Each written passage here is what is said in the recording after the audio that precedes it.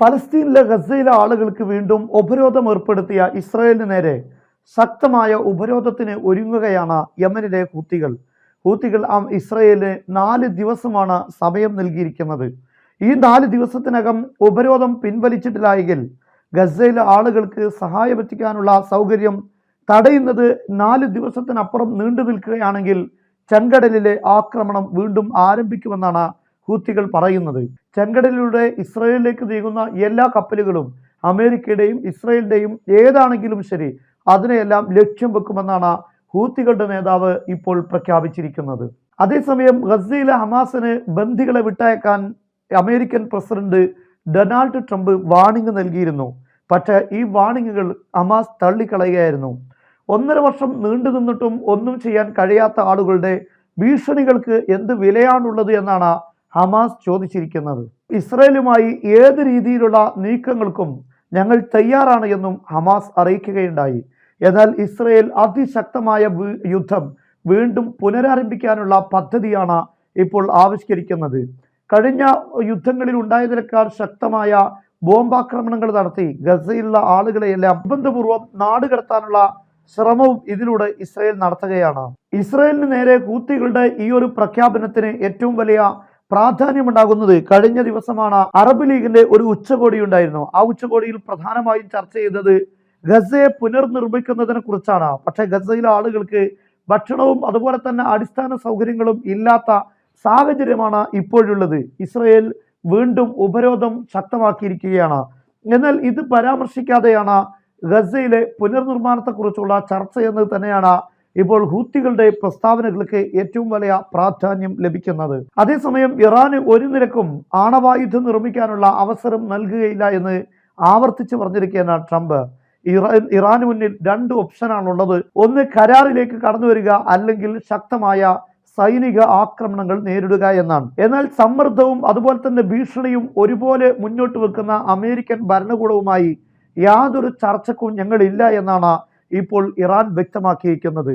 കഴിഞ്ഞ ഇറാനുമായിട്ടുള്ള ആണവ കരാറിൽ നിന്ന് പിൻവാങ്ങിയത് കഴിഞ്ഞ ട്രംപ് ഭരണകൂടമാണ്. ഈ കരാർ അടിസ്ഥാനത്തിൽ മുന്നോട്ട് പോകുന്നതിനിടയിലാണ് വീണ്ടും ഇറാന് മേൽ ഉപരോധം ഏർപ്പെടുത്തുകയും ഈ കരാറിൽ നിന്ന് പിൻവാങ്ങുകയും ചെയ്തത്.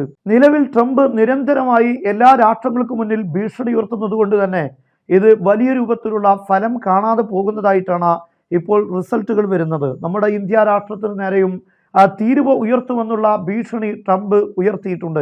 ഇന്ത്യയിലുള്ള കമ്പനികളൊക്കെ അമേരിക്കയിൽ വെച്ച് നിർമ്മാണം നടത്തണം, അല്ല എങ്കിൽ തീരുവ വർദ്ധിപ്പിക്കുമെന്നാണ് ഭീഷണി മുഴക്കിയിരിക്കുന്നത്. എന്നാൽ ഈ ഭീഷണികൾ നിലനിൽക്കുമ്പോൾ അമേരിക്കയിൽ വലിയ രൂപത്തിലുള്ള സാമ്പത്തിക തകർച്ചയാണ് ഉണ്ടാകുന്നത് എന്ന് വിദഗ്ധ പഠനങ്ങൾ സൂചിപ്പിക്കുന്നു. സിറിയയിലെ തീരപ്രദേശങ്ങളിലുള്ള സംഘടനകൾ ഇപ്പോഴും ശക്തമായി നിലനിൽക്കുകയാണ്.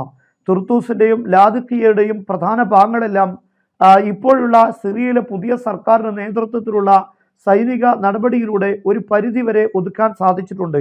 ബഷാറുൽ അസദിന്റെ പിൻഗാമികൾ എന്നവകാശപ്പെടുന്ന ആളുകൾ 250-ലധികം ആളുകൾ മരണപ്പെടുകയുണ്ടായി. അതേസമയം ഇപ്പോൾ നിലവിലുള്ള ഭരണകൂടത്തിന്റെ സൈനികരിൽ നിന്നും 90 ആളുകളും മരണപ്പെടുകയുണ്ടായി.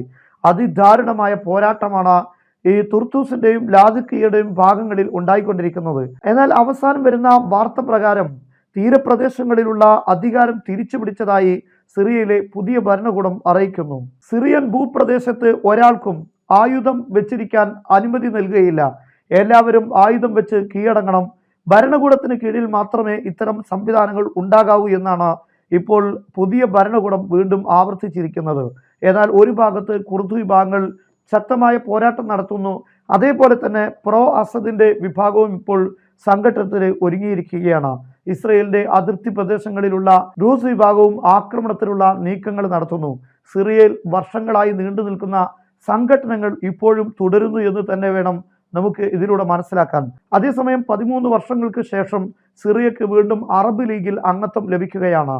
13 വർഷം മുമ്പാണ് സിറിയക്ക് അംഗത്വം നിഷേധിച്ചിരുന്നത്. സിറിയയിലെ സാധാരണക്കാരായ സിവിലിയന്മാർക്ക് നേരെ സർക്കാർ അതിക്രമം നടത്തുന്നു എന്ന പേരിലായിരുന്നു സിറിയക്കെതിരെ അറബ് ലീഗ് ഇത്തരം ഒരു നടപടി സ്വീകരിച്ചത്. എന്നാൽ പുതിയ ഭരണകൂടം വന്നതിന് ശേഷം ഇപ്പോൾ വീണ്ടും OICയിലുള്ള അംഗത്വം സിറിയക്ക് ലഭിച്ചിരിക്കുകയാണ്. സിറിയൻ ഭരണതലവൻ അഹമ്മദ് ഷറായ് അൽ ജൗലാനി ഇന്ന് ഹൂത്തികൾക്ക് ശക്തമായ മുന്നറിയിപ്പ് നൽകിയിരിക്കുകയാണ്. ലബനാൻ ഹൂത്തികൾ ഈ പറയപ്പെടുന്ന ഇപ്പോൾ പ്രശ്നങ്ങൾ ഉണ്ടാക്കിയിരിക്കുന്ന ഈ സംഘത്തിലേക്ക് ആളുകളെ അയച്ചിട്ടുണ്ട്, ഹൂത്തികളായ ആളുകളെ അയച്ചിട്ടുണ്ട്. അവരിൽ വലിയൊരു വിഭാഗത്തെ ഇപ്പോൾ പിടികൂടിയിട്ടുണ്ടെന്നും എന്നാൽ ചിലരൊക്കെ ആയുധങ്ങൾക്ക് മുന്നിൽ മരണപ്പെടുകയും ഉണ്ടായി എന്ന് അഹമ്മദ് ഷറ വ്യക്തമാക്കുന്നു. എന്നാൽ സ്വന്തം കാര്യങ്ങളിൽ ശ്രദ്ധിക്കാതെ ഇത്തരം മറ്റു രാഷ്ട്രങ്ങൾക്കുള്ളിൽ പ്രശ്നങ്ങളും ഭിന്നതയും സൃഷ്ടിക്കുന്നതിൽ നിന്നും ഹൂത്തികൾ മാറി നിൽക്കണമെന്നാണ് അദ്ദേഹം മുന്നറിയിപ്പ് നൽകിയിരിക്കുന്നത്.